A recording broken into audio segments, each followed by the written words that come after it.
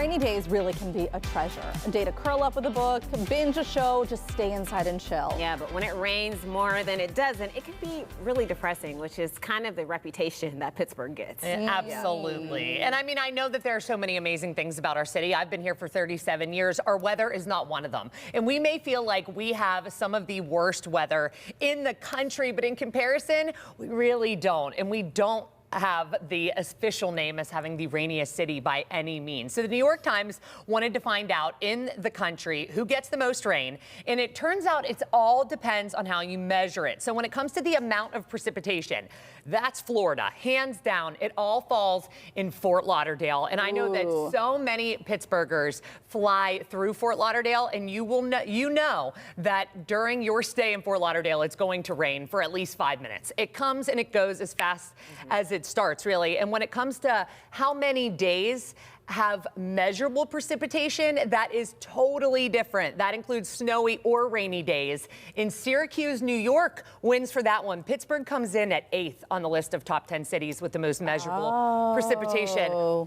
And hold on, gird your loins for this one. 154 days out of 365, something is falling from our sky. Interesting. Yeah. Which is nuts. And Ron Smiley, obviously, our weather expert, our friend sent us a couple stats, which are, I think, crazy too. So last year, we had 152 days with some sort of precipitation and 153 in 2023. So it's all staying about average. We're going to have 200 days, a little less, a little bit more, where it's completely dry in Pittsburgh. And this makes me feel better about this city.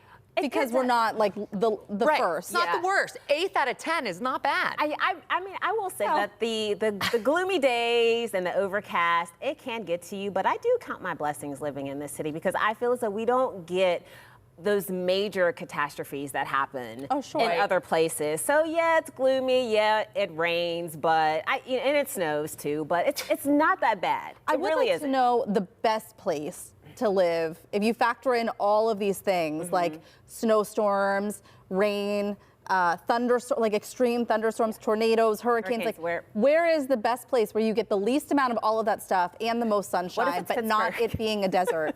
Like even in Arizona, I had a friend who lived in Scottsdale and they have those, I forget the name of them, but it's like a wall of sand. This windstorm blows in and you can't see anything. It's like fog, but sand. That sounds like the seventh layer of hell. It does. So like, you get sunshine there, but then it gets really hot in the summer and it's super dry, and then you get sandstorms. Have you ever walked back to a beach house with a toddler who's covered in sand? Yeah, no, not fun. I'll take the rain any day. That's why when it is sunny here, you just have to take it in. You have to get out, you have to enjoy it because it's not going to be around for long. So much chafing. Yeah.